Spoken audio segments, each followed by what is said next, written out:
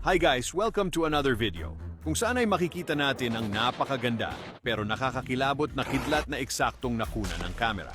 Sino ba naman ang taong hindi matatakot? Gayong umaabot lang naman ng 10 hanggang 100 million volts ang kidlat. Kung minsan pa nga ay hihigit pa dyan na kayang wasakin ang isang bagay. So, sama-sama nating panoorin ang mga kidlat na naaktuhan sa iba-ibang parte ng mundo.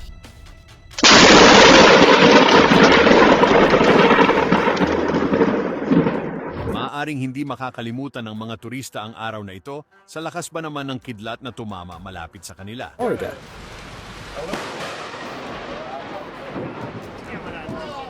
Yung nasa moment itong si Manong habang naglalakad, pero bigla na lang siyang gugulatin ng malakas na kidlat.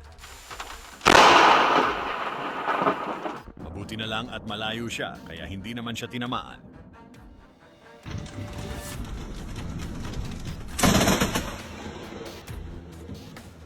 Ang akala ng couple na ito ay ayos na idea ang mag-surfing habang kumukulog at kidlat. Pero nung tumama ang malakas na kidlat sa dagat, mukhang na-master niya lahat ng language sa takot.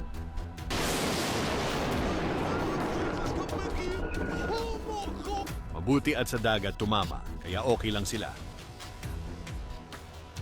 Dahil sa lagay ng masamang panahon, dito bigla na lang tumama ang isang malakas na kidlat sa kotse. Oh my God! Mabuti na lang at safe ang mga sakay nito. Pero ang kotse ay maaaring sira na. Now we're gonna...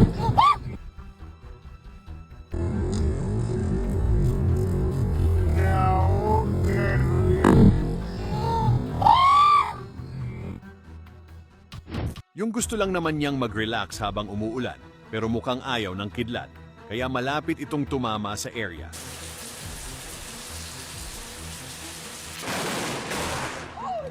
Ewan ko lang kung hindi ka rin matakot sa isang ito, makikita sa malayo na isang tama lang ng kidlat ay nadurog ang punong kahoy.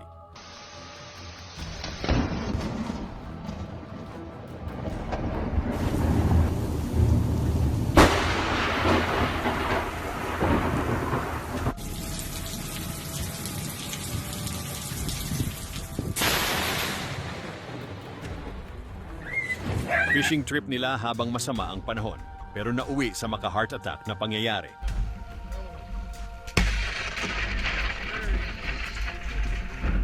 Pero mukhang diretso pa rin sila kahit masama ang panahon.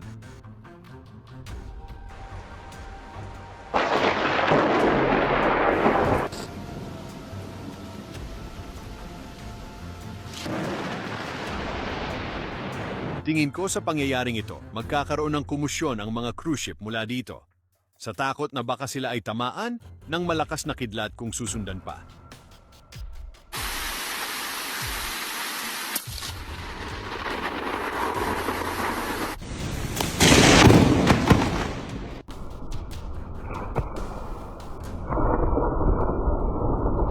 Hindi rin inaasahan ng hotel guest na makukunan niya ang pangyayaring maaaring maging huling capture ng kamera niya.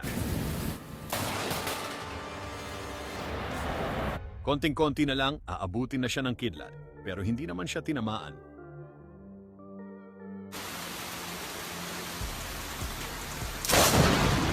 Hindi masyadong nakita sa video ang malinaw na pagtama ng kidlat, pero makikita sa malayo na tinamaan nito ang isang baka sa kanila. At natumba pa nga ito sa sobrang lakas ng shock na tinamo.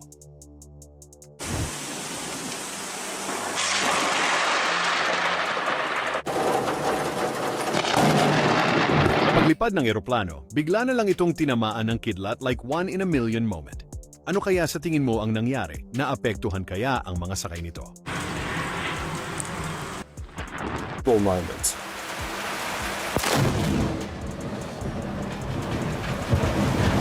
Mukhang nakisang-ayon ng kalikasan sa kasal nila. Sa oras ng seremony, tumama ito sa dagat malapit sa kanila.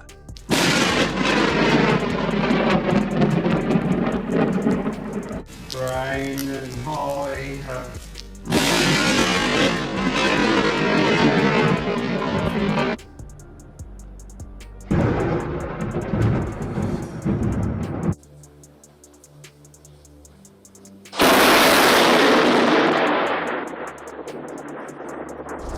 Mukhang gusto rin sumama ng malakas na kidlat sa balita Sa kalagitnaan ng kalsada, bigla na itong tumama ng direktang nakakatakot. Mapapasabi ka na lang talaga ng holy moly.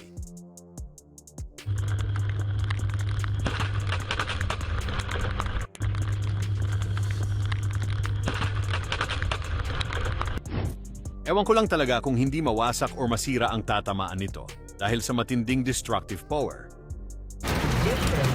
Of what has happened in the past.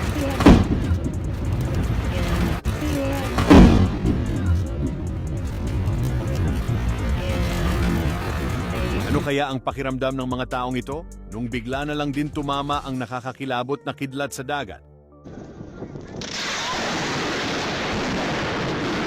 Kitang-kita ang pagdiklap nito, masasabi mo talagang nasa ilang milyong boltahe.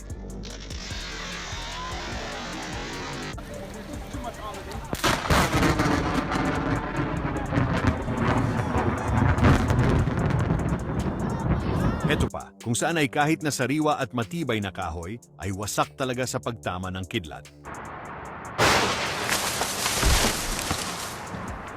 Imagine kung sa sasakyan, baka sumabog ito kung ganun kalakas.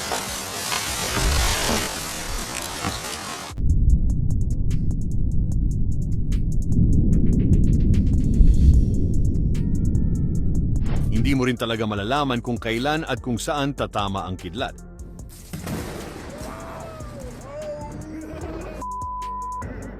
Kaya dapat talagang dumistansya sa mga puno, lalo pa at ito ang paborito nilang patamaan.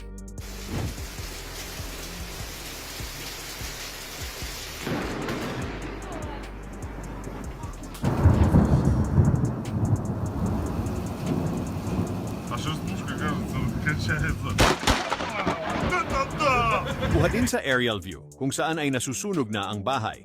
Ayon sa mga ulat, tinamaan daw ito ng malakas na kidla. At dahil may bahagi ng bahay ay kahoy, dito nag-umpisa ang sunog.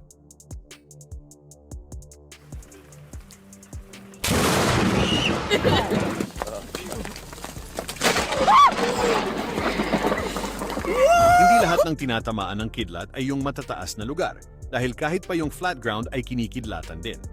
It's in the area. Kitang-kita sa itaas ng bahay ang biglang pagtama na malakas din nga.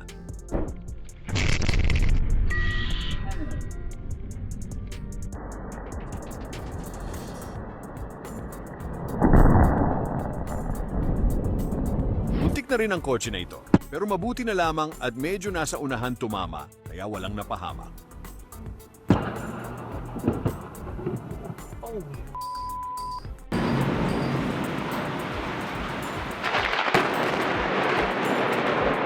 Akala nila ay isang beses lang kikidlat, pero dito ay may kasunod pala itong mas malakas pa kesa doon.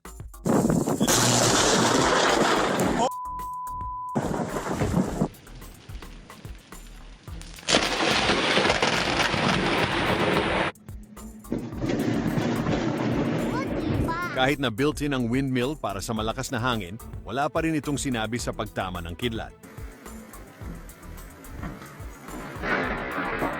Hanggang sa huli ay nasunog na lamang ito.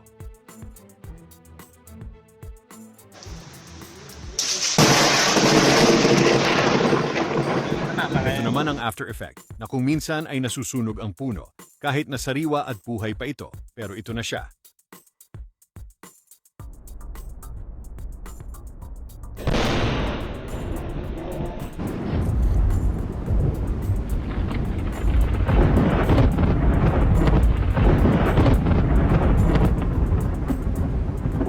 Grabe, kaya hindi talaga dapat basta i-ignore kung may mga thunderstorm.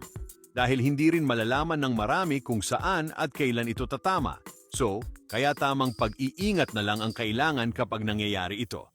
Ikaw, nakakita ka na ba ng mga nakakatakot na pagkulog at pagkidlat tulad ng mga ito? Kaya comment ka lang sa ibaba ng channel na ito at pag-usapan na yan.